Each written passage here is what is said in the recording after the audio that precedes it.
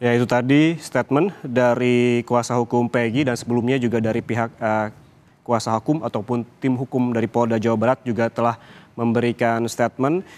Paling tidak ada poin-poin penting yang bisa diambil dari kuasa hukum dari Peggy Setiawan yang disebutkan statementnya tadi menyebutkan bahwa penetapan tersangka terhadap Peggy Setiawan terbilang janggal begitu yang disebutkan, dan juga mempertanyakan mengapa penetapan tersangka dan juga pengejaran Peggy dan memasukkan Peggy sebagai DPO ini baru sekarang, mengingat Peggy Setiawan tidak pernah berpindah rumah.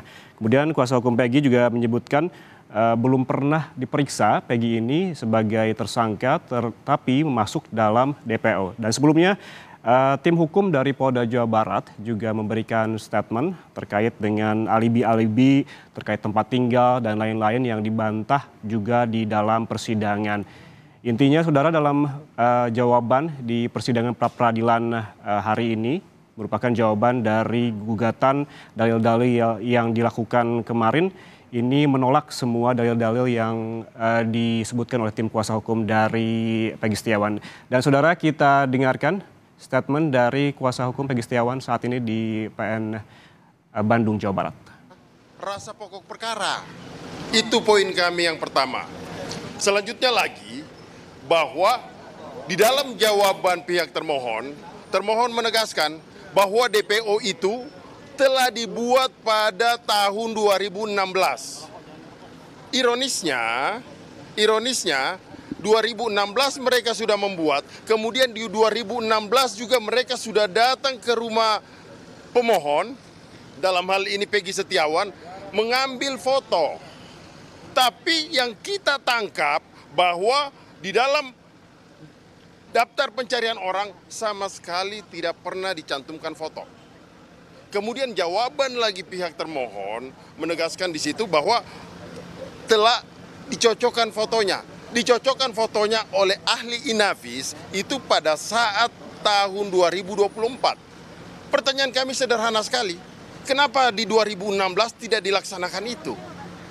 Kemudian bukti yang kami selama ini duga ternyata sesuai dengan prediksi kami. Artinya apa? Alat bukti yang diajukan oleh termohon, yang pertama adalah saksi, yang kedua adalah ahli, yang ketiga adalah bukti surat. Kalau saksi itu ada 64 yang ternyata diperiksa di BAP, tapi ternyata yang menguntungkan si pihak termohon hanya 13 orang. Itu nanti kami akan sikapin. Kemudian lagi selanjutnya yang menyangkut keterangan ahli. Kalau menurut hemat saya bahwa ahli yang diajukan oleh termohon, makanya saya katakan harusnya dihadirkan di persidangan. Jangan masuk kepada pokok perkara. Ini di dalam jawaban mereka kan semuanya BAP.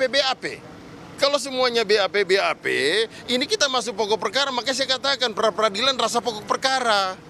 Kemudian bukti surat lagi. Bukti surat ironis sekali, tidak ada yang berkaitan sama Peggy Setiawan. Contoh bukti surat visum atas kematian Vina Eki. Ya kan? Kemudian bukti surat yang lainnya juga nggak ada yang betul-betul berkaitan sama hubungannya dengan Peggy Setiawan. Bagaimana ini?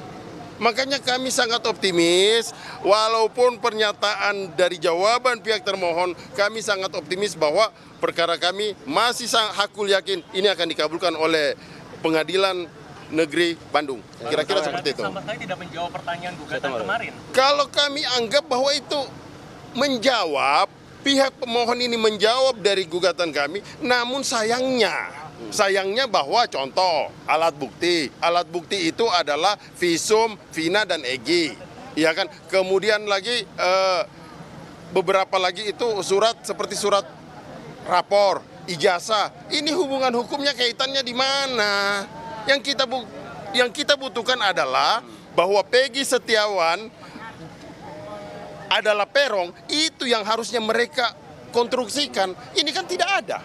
Hanya keterangan saksi ini, saksi itu. Tapi saksi yang perlu harus diingat bahwa di dalam penyidikan pihak termohon, Polda Jawa Barat tidak ada kok dilakukan BAP konfrontir. Seharusnya BAP itu harus ada. Jadi ketika Peggy Setiawan menolak keterangan saksi itu dihadirkan, ayo dipertemukan, kemudian ayo diperiksa. Tapi faktanya ini tidak ada.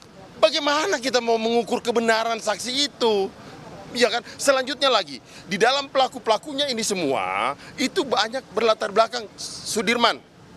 Cuma tamatan SD. Peggy Setiawan, cuma tamatan SMP, kemudian dibawa, ditarik pemeriksaan psikologis lah. Diuji lah bagaimana. Mereka ini ditanya oleh pihak kepolisian saja, mereka sudah gemetaran. Jadi jangan samakan seperti kami, gitu loh. Itu tadi statement dari kuasa hukum Peggy Setiawan yang menyebutkan kejanggalan dari keterangan ataupun jawaban yang diberikan oleh kuasa hukum Polda Jabar tadi dalam persidangan, termasuk terkait dengan di tahun 2016 di mana posisi Peggy Setiawan ada berada di Bandung dan juga alat bukti yang ada di persidangan termasuk ada saksi, ahli dan juga surat-surat yang dipertanyakan oleh kuasa hukum dari Peggy Setiawan. Dan yang paling ditekankan oleh kuasa hukum Peggy menyebutkan optimismenya akan gugatannya dikabulkan oleh majelis hakim apabila melihat alat bukti yang meragukan saksi, ahli dan juga surat yang dibacakan tadi di dalam persidangan. Saudara, sidang pra-peradilan Peggy Setiawan pada siang ini akan dilanjutkan pada replik pada pukul 14 waktu Indonesia Barat dan juga duplik pada pukul 16 waktu Indonesia Barat. Dan saudara jangan kemana-mana, Breaking News Kompas TV akan kembali usai jeda.